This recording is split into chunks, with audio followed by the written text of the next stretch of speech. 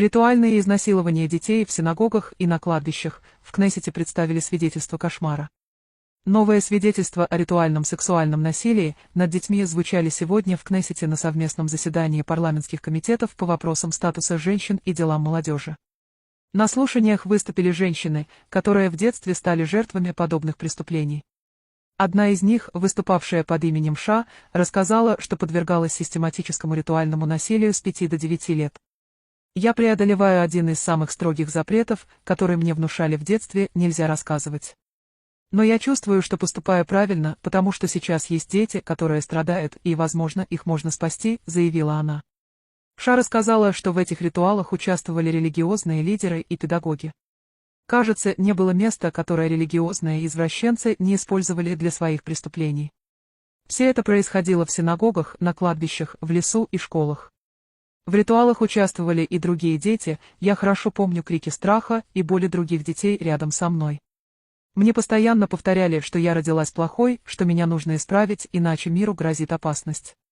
«Представьте, какой это груз для маленькой девочки», — рассказала пострадавшая. По ее словам, насильники пользовались религиозной атрибутикой, миквой, именем Бога, жертвенником, акедой, благословениями и молитвами. Она также описала иерархию среди участников подобных оргий: раввин, который руководит всем, его ученики и взрослые, которые насилуют меня один за другим. Ша сообщила, что подвергалась групповому изнасилованию, пыткам и запугиваниям. Обычную жалобу она подать не могла по причинам, которые не стала уточнять, однако сведения о ее страданиях полиция получила больше года назад. Информации о том, что шло расследование, нет. Еще одна жертва представилась как А. Она сообщила, что подвергалась насилию с 4 до 20 лет, сначала в семье, а затем в ритуалах со множеством участников. А даже пыталась рассказать об этом школьному куратору. Тот обратился к родителям, но ситуация не изменилась. Я бросала такие очевидные намеки, что только слепой бы не заметил. В другой школе я не появлялась 4,5 месяца, и никто меня не искал. Мне было около 15 лет, и я была прикована к кровати для пыток в подвале в районе Тель-Авива, рассказала А. Председатель комитета по статусу женщин Пнина Тамана Шата обратилась к полиции: «Поторопитесь, полиция Израиля. Я слышу эту храбрую женщину. Она помнит возраст, и я говорю вам, нельзя медлить с такой свидетельницей. Вызовите ее завтра утром». Когда мы столкнулись с этими свидетельствами, мы не могли остаться в стороне. «Если вы не распознаете ритуальный характер этих преступлений, то все обречено на провал», добавила Наама Лазими, председатель комитета по делам молодежи. Представители полиции и прокуратуры намерены впервые провести совместную встречу по этому вопросу, а также начать уже в ближайшее время пересмотр ранее закрытых дел. «Мы рассматриваем уже полученные и закрытые дела, вернулись к делам десятилетней давности. На следующей неделе будет круглый стол с прокуратурой, министерствами благосостояния, образования и юстиции», сказала начальник полицейского отдела по работе с жертвами преступлений Аннат Якир-Блюм. Это не первое подобное заседание в Кнессете. Ранее уже проводились слушания, на которых женщины рассказывали о ритуальных изнасилованиях. Причем участвовали в них представители полиции и политики. Вы не представляете, что такое ритуальное насилие. Человеческий мозг не способен это осознать.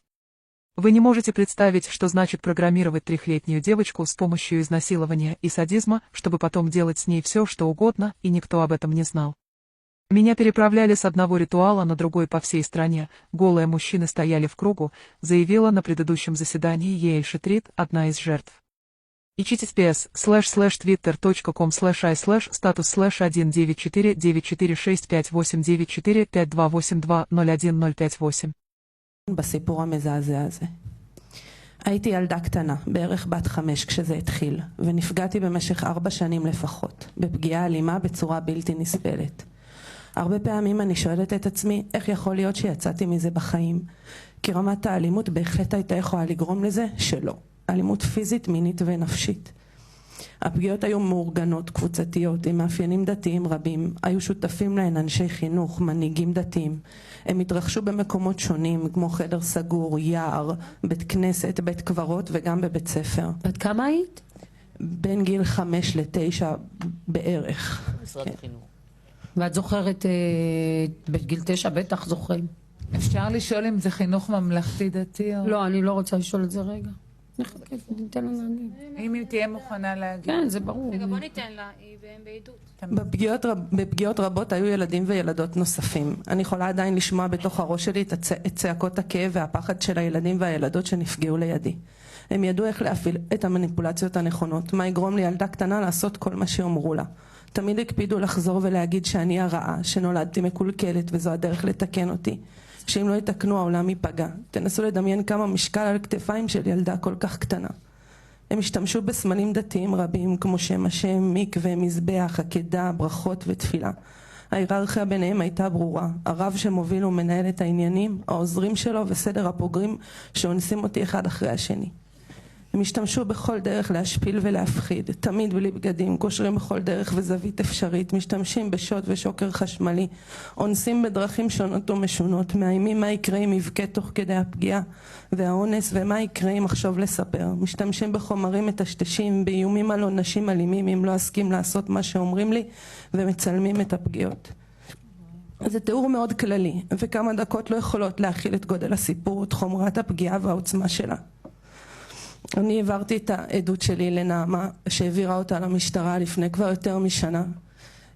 המצלמה נשארת עליי. את תהיי מוכנה להעיד במשטרה? כן.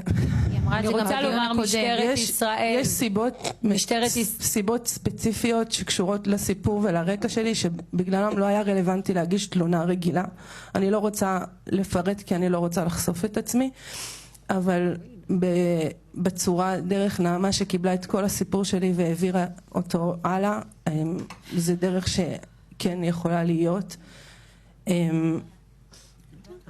אני רק רוצה לומר, משטרת ישראל ופרקליטות המדינה, אני שומעת את האישה האמיצה הזאת שיושבת מולנו, קוהרנטית, ברורה, ללא ספק גילאים, שהיא זוכרת, אומרת לכם במפורש, גם עד גיל שזוכרים. אני אומרת לכם שאין דבר כזה להמתין עם עדות כזאת.